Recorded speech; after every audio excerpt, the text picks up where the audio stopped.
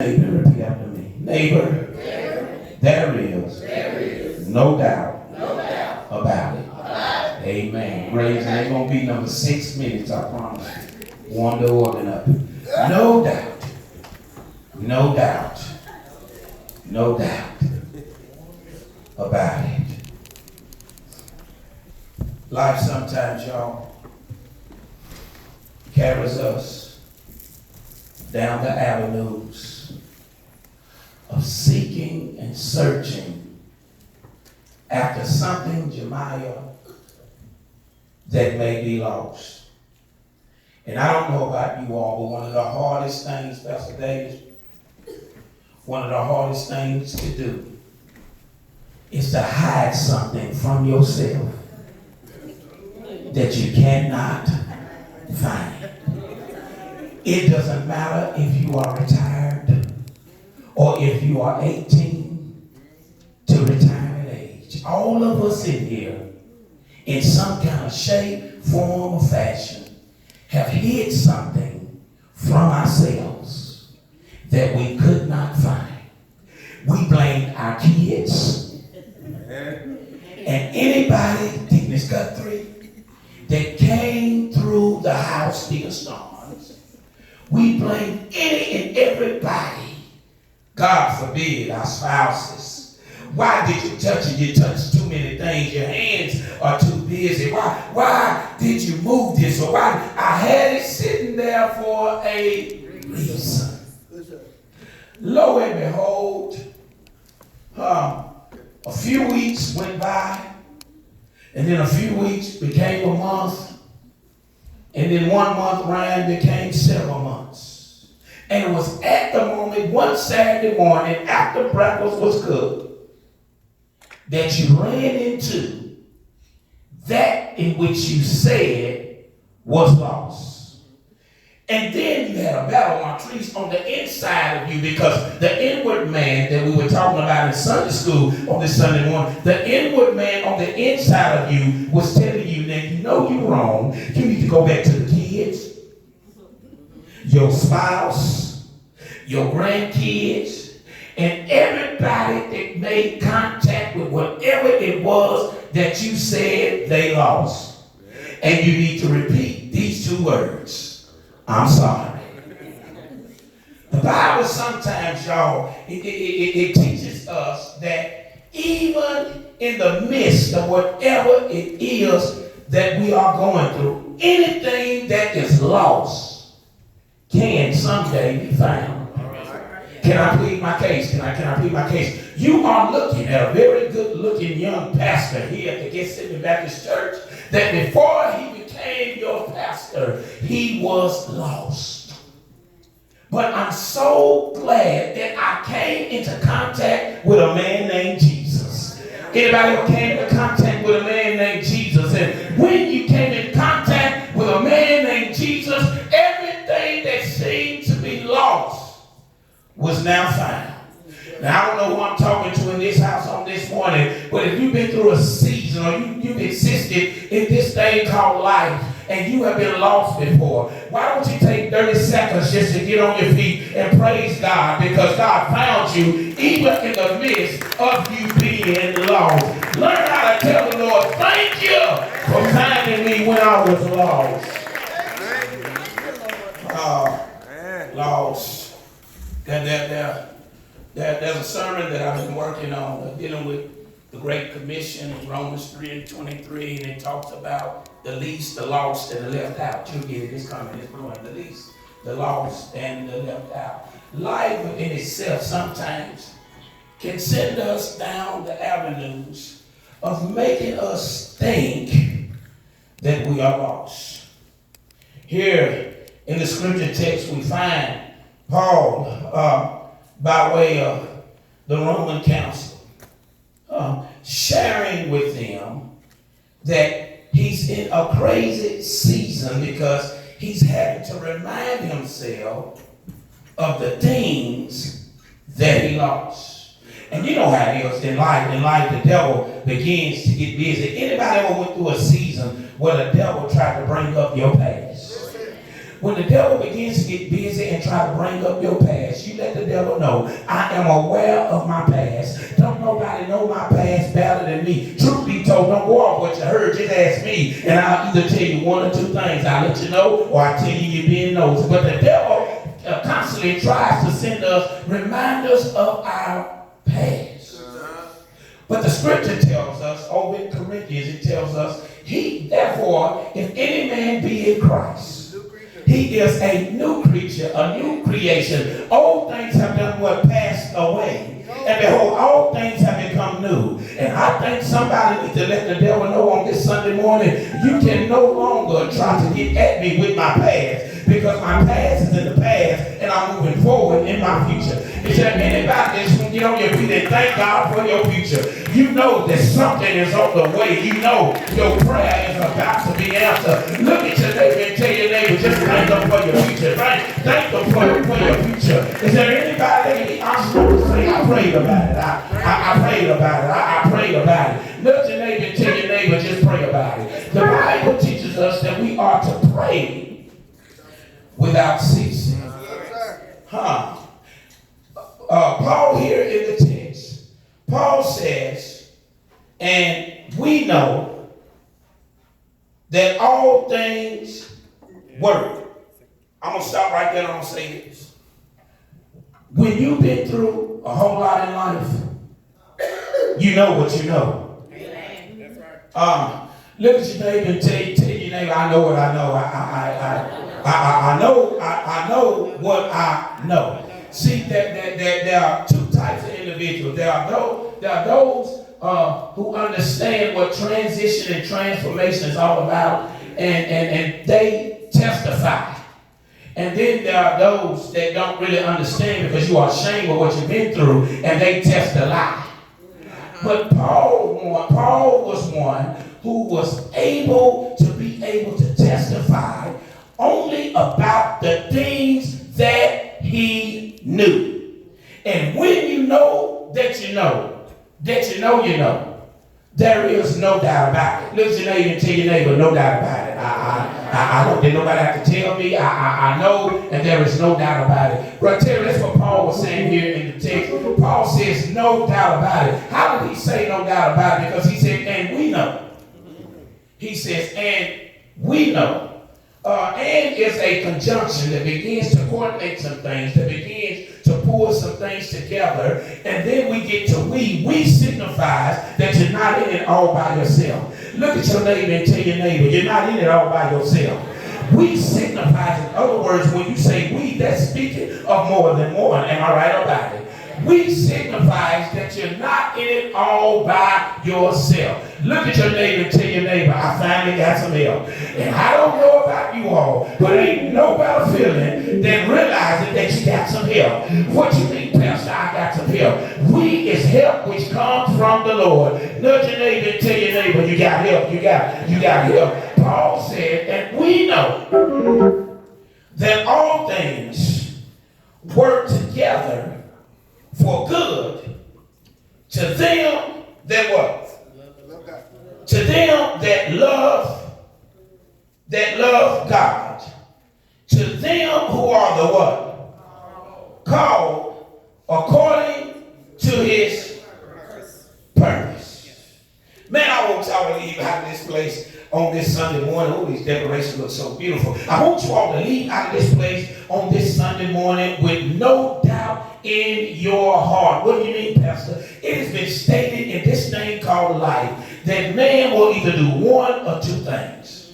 He'll either worry or he'll trust.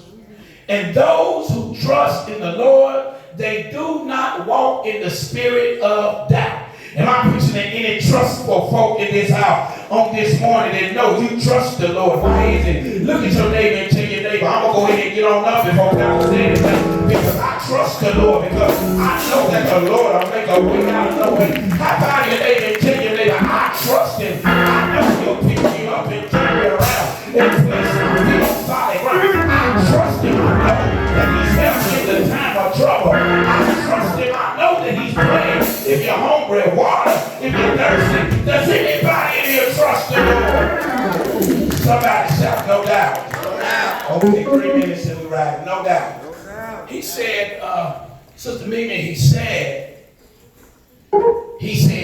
and we know. It ain't about what nobody else is saying right now. I'm in a season where my ears is closed to negativity. My ears is closed to the haters and the doubters. My ears is closed to anything that is trying to attack me. I'm in a season right now where we know. In other words, I know that God will not put no more on me than I be able to bear. I know that God will make a way out of no. What Paul was doing here in the text, he was trying to let his haters know. I know y'all waiting for me to slip up. Anybody ever been down that avenue where somebody come around you that used to do what y'all used to do, and for some odd reason they popped up? Anybody got a devil that's a lie in your spirit? Anybody ever had to tell the devil, you know we don't roll like that no more, do you? Do you not know how many headaches you gave me? Do you know I'm trying to preach to somebody in this house on this Sunday morning that need to tell the devil that he is a liar? I ain't trying to go back in my past. I'm trying to maneuver in my future because I know that God has something in store for me. Paul says, he says, and we know that all things work together for good to them that love God, to them who are the called according to his purpose. Let me give you a point and a half, and I'm done. 4 minutes for real this time. Paul says, he says, when you go through a season of doubt, my truth, he pulls out 1.5 things in my spirit on this Sunday morning. He says, Pastor, when you go through a season of no doubt, there's something that you got to do. Nudge your neighbor and tell your neighbor, you got to do your part and wait for God to do the rest. Y'all didn't say that to your neighbor like you really mean it. Repeat after me. Say, neighbor, you got to do your part and just wait on God to do the rest. Yeah. Then you got to do your part, and then you got to wait on God to do the rest. What is he saying, Brother Terry? Paul here to take, this is what he said. He says, in order for you to be able to receive the spirit of no doubt, he said there's something you got to do. Sister Mimi, he says that you got to isolate. You got to isolate insecurities. Woo. You have to isolate insecurities. Now, y'all know that for the past 20 or so years, I've had the opportunity to work in the healthcare facility. In this, there are certain rooms at Vanderbilt that they call isolation rooms. I'm going somewhere, we're going right. There's a certain kind of protection that we have to put on in order for us to be able to go into the isolation room. Look at your neighbor and tell your neighbor, you're covered. You're covered. You're covered. What are you saying? Before you can go into the isolation room, there's a certain kind of protection that you have to put on that will protect the patient from you and you from the patient. I'm going somewhere. The scripture text teaches us, it teaches us simply this. If you're going to have the spirit of no doubt, there's something that you have to do. You got to isolate insecurities. Anybody ever been down the road of insecurities? Let me help you out. You don't trust nobody and can't nobody trust you. Look at your neighbor and shout insecurities. Paul shares with us, Berdukes, he says that we have to be able to isolate ourselves from those insecurities. In other words, you know what insecure, not sure, confident, dry and secure, raise your hand if you're, insecurities is a sign of not being, some of y'all catch it later, not being sure. So Paul says, he says, in other words, if you're going to take on a spirit of no doubt, you got to rid yourself of people who got doubt. All right. Am I helping anybody? You can't go around a people that have a weak belief system. You need to center yourself around some people that understand what the Word of God says. And the Word of God says, if I say it, that settles it. It ain't no maybe, it ain't no might. You have to center yourself around an atmosphere of people that believe like you. Look at your neighbor and tell your neighbor, no doubt, no doubt. You got to isolate yourself from insecurity. He says, in other words, you got to know that all things will work together for the good to them that love God. You know the biggest battle that we have in life right now? The biggest battle that we have in life right now is the battle of sure and not sure. All right. That's the biggest battle that we're battling with. And then don't let it make me any matter, or you any matter, that somebody to question you with, are you sure? It don't matter how many times you ask me, am I sure? When I say that I'm sure, I'm sure. Look at your neighbor and tell your neighbor, I'm sure, I'm sure. The biggest battle that we have or do in life is the battle of sure and not sure. That's why Paul in the text, after he wrote from verse 28, and he went through all of the other scriptures, leading down to verse 37, Paul began to show us that there was no doubt and there was not any insecurities in his spirit. So we isolate ourselves from insecurities. Insecurities have never, KJ, been good in life. It's just not good. It's not good to have insecurities in a relationship. When you can't trust him and he can't trust you, you ain't going to do nothing but have problems. That's all it's going to be. A whole bunch of arguing. And let me tell you something. Arguing don't do nothing but put extra pressure on you. It raises your blood pressure. It gets you gray hairs. That's all arguing does. And sometimes we have to be smart enough and honest enough to say, I ain't arguing. That's right. I think I got some people in here that be honest to say, I'm sick and tired of arguing. I'm tired of fussing. I'm tired of fighting. I ain't doing no arguing. I'm sure, and it is what it is. And the church says, amen. So I can isolate myself for grace from insecurities. Paul says, man, I know you can't change my mind. He says, I know that all things are going to work together for the good. Secondly, and I'm done. He says, Marlisa, after you isolate Deasia, after you isolate Shantae, after you isolate DJ, after you isolate yourselves from insecurities,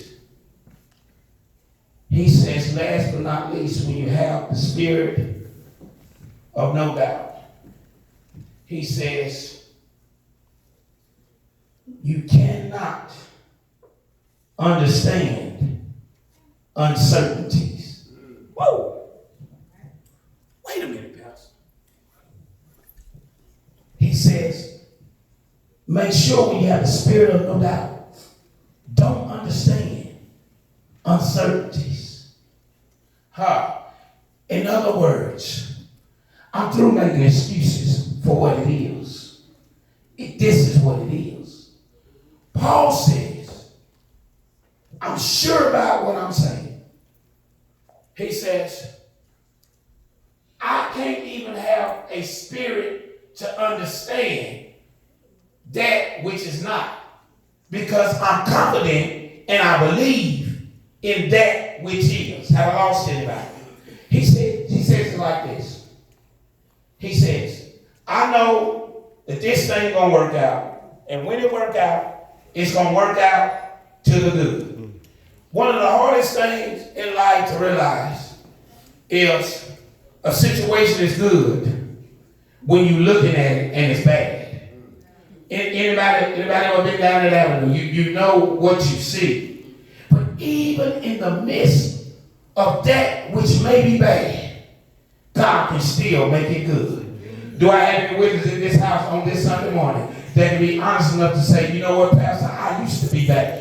And I know if God could take my badness and he could turn it out to the good, I know beyond a shadow of a doubt that God is good. And if you're in this house on this morning and you have the spirit of no doubt in you, why don't you just nudge your neighbor and tell your neighbor, no doubt, no doubt. And as we get ready to close, I leave with you a saying that has helped me travel through life. And this saying has helped me to be able to overcome and defeat the devil. And if you in this place and you're tired of the devil, you're tired of people, you're tired of issues, and you're tired of obstacles, I want you to take this saying and place it on your mind, and place it in your heart, and place it in your spirit. And this saying is simply no doubt. And if you in this house and the devil is trying to attack you right now, get on your feet and just shout with the loudest voice, no doubt. Nudge your neighbor and tell your neighbor, say, neighbor, I touch and agree. I touch and agree. I'm standing in God's house, and I want to let the devil know that there is a new saying that's in my spirit, and it is no doubt. Grab your neighbor by the hand and tell your neighbor, say, neighbor, I don't know what you're going through, but we are shaking hands, touching and agreeing with the spirit of no doubt. Tell your neighbor, no doubt to your situation, no doubt to your health, no doubt to your finances, no doubt over your family, no doubt over your kids, no doubt in your walk, no doubt in your talk. Let loose in their hands and put those hands, put your hands together. And while you're clapping, tell the Lord, say, Lord, the devil has been on my back. It's time for me to get the devil off of my back. Somebody says, Pastor, how do I get the devil off of my back? Let me help you out like this. If the devil is on your back, sometimes you got to turn around and look at the devil and tell the devil, he is a liar, he is defeated. Somebody shout, the devil is a liar. Have you ever been through a season where you ran out of words? Paul says, when you run out of words, go to his word. And in his word, the devil got busy. And Paul said, he said, look here, Lord. In verse 31, and I'm about done, he said, what shall I say? And then went to the Lord and asked the Lord, give me the words to say, because I don't want to hurt nobody's feelings. Have you ever been down that avenue when you told the Lord, give me the words to say? Because sometimes people are touchy, feeling, touchy, act like a little girl. But sometimes you got to look at the situation and look up towards heaven and tell the Lord, say, Lord, give me the word words to say. Paul said in verse 31, he said, what shall we say to these things? Well, I like how he goes it. He said, sometimes all you got to say is 3 or 4 words. Sometimes you don't need no sermon. Sometimes you don't have to write a poem. Just say what you mean and mean what you say. Look at your neighbor and tell your neighbor, I got some words for the devil, and those words can be found in God's word. And the word is, if God before, go around and pass out to people.